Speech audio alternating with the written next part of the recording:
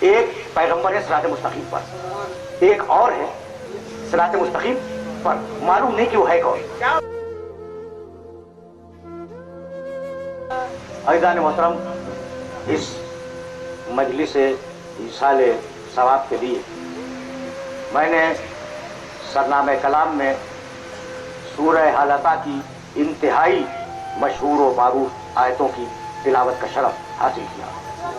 انسان کے لیے پروردگار نے اس آیت مبارکہ میں جو میں نے آخر میں تلاوت کی 2 لفظ استعمال کیے, شاکر کفور, شکر ادا کرنے والا, کفران نعمت کرنے والا.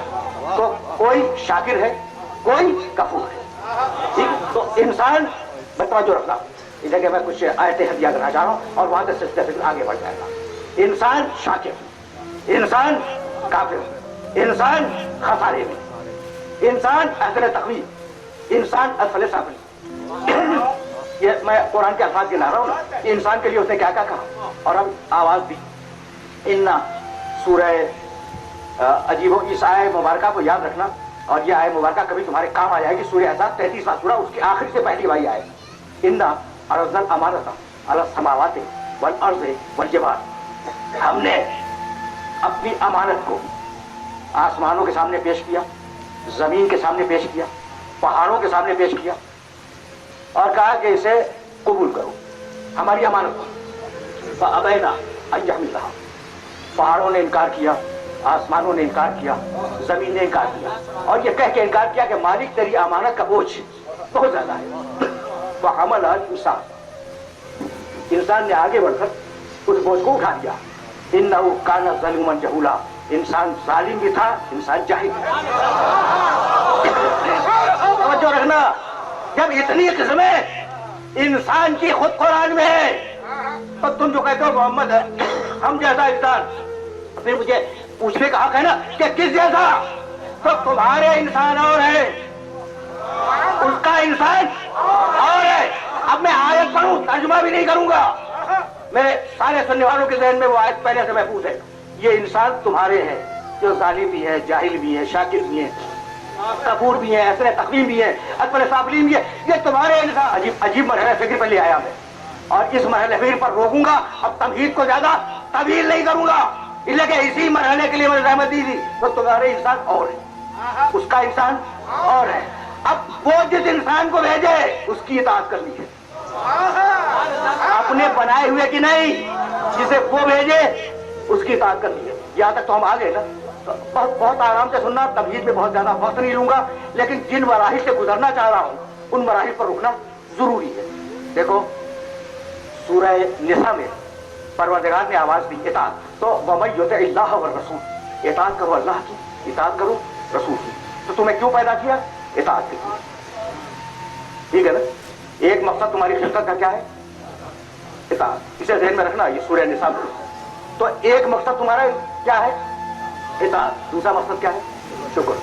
اچھا, تو وَمَن یُطِعِ اللَّهَ وَالرَّسُولَ, جو بھی اطاعت کرے اللہ کی اور جو بھی اطاعت کرے رسول کی, فَأُولَٰئِکَ مَعَ الَّذِينَ أَنْعَمَ اللَّهُ عَلَيْهِمْ, تو ہم یہ وعدہ کرتے ہیں کہ ان اطاعت کرنے والوں کو قیامت کے دن نبیوں کے ساتھ رکھیں. کنہیں رکھیں گے؟ کنہیں؟ خدا کی اطاعت کرنے والوں کو, رسول کی اطاعت کرنے والوں کو. اب میں نے بڑی زحمت دی اور میں معذرت خواہ ہوں, اب سن رہا کہ میں اب تمہیں لے کہاں جا رہا ہوں. خدا نے کہا کہ مہینے کے, رمضان کے مہینے کے 15 دن روزے رکھو, رسول نے کہا نہیں 30 دن روزے رکھو. تو اطاعت تو دونوں کی کرنی ہے نا, خدا کی بھی کرنی ہے, رسول کی بھی کرنی ہے. تو اب اگر اختلاف ہو جائے تو کیسے اطاعت کرو گے؟ ہے سوال یا نہیں؟ یہ سوال اس لیے محمد ہے کہ خدا تم سے براہ راست بات نہیں کرتا, جب بھی بات کرتا ہے محمد کے وسیلے سے بات کرتا ہے. اِنَّا خَلَقْنَا الْإِنسَانَ مِن نُطْفَةٍ أَمْشَاجٍ نَبْتَلِيهِ فَجَعَلْنَاهُ سَمِيعًا بَصِيرًا. ہم نے سماعت دی, سنو 2 کانوں سے. ہم نے بصارت دی, دیکھو 2 آنکھوں سے. ہم نے 2 ہاتھ دیے, اٹھاؤ 2 ہاتھوں سے. ہم نے پاؤں دیے, چلو 2 پیروں سے. ہم نے ہونٹ دیے, بولو 2 ہونٹوں سے. ہم نے دانت دیے, چباؤ دانتوں کے دونوں چوکھٹوں سے. تو یہاں تک آگے میرے ساتھ. تو جب دنیا میں زندگی بھر दोहरे वसीले से काम करते रहे तो आखिरत में फकत कुरान को न लाना, आले मोहम्मद को साथ में लाना। और अब दूसरी आयत तुम्हें हदिया कर रहा हूँ, सूरह नहल ही की आयत है, 16वां सूरह कुरान का।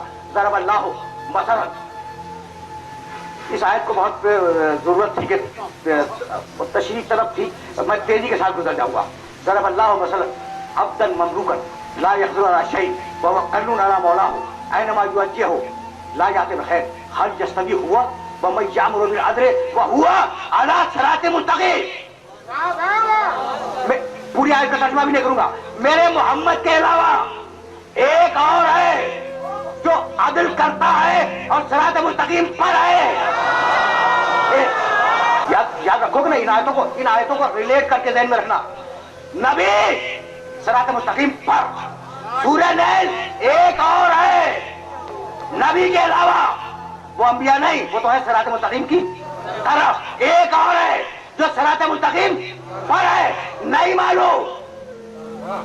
मालूम कि वो है कौन नबी के अलावा जो सिरात मुस्तकीम पर है। बड़े कम ऐसे मर्द पैदा होंगे जो कहे मैंने अपना दीन कुरान पढ़ के सीखा।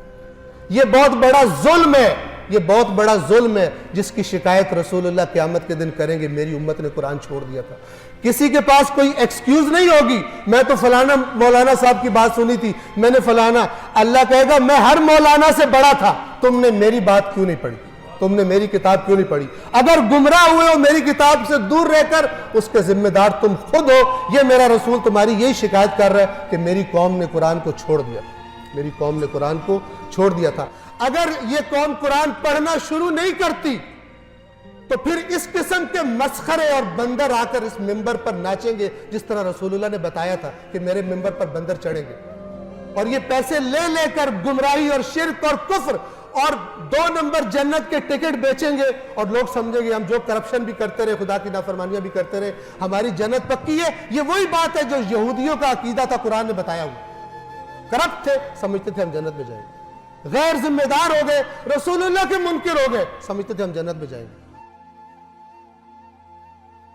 जो लोग काफिर हैं उन्हें तुम नसीहत करो या ना करो, उनके लिए बराबर है। वो ईमान नहीं लाने के, अल्लाह ने उनके दिलों और कानों पर मोहर लगा रखी है और उनकी आंखों पर पर्दा पड़ा हुआ है और उनके लिए बड़ा अजाब तैयार है। ये अपने ख्याल में अल्लाह को और मोमिनों को धोखा देती हैं, मगर हकीकत में अपने सिवा किसी को धोखा नहीं देती और इससे बेखबर हैं। इनके दिलों में कुफ्र का मरज था, अल्लाह ने इनका मरज और ज्यादा कर दिया और इनके झूठ बोलने के सबब इनको दुख देने वाला अजाब होगा। और जब इनसे कहा जाता है कि जमीन में फसाद न डालो तो कहते हैं कि हम तो इस्लाह करने वाले हैं। देखो ये बिलाशुबा मुफसिद हैं लेकिन खबर नहीं रखते। और जब इनसे कहा जाता है कि जिस तरह और लोग ईमान ले आए तुम भी ईमान ले आओ, तो कहते हैं भला जिस तरह बेवकूफ ईमान ले आए हैं उसी तरह हम भी ईमान ले आए। सुन लो कि यही बेवकूफ हैं लेकिन नहीं जानते।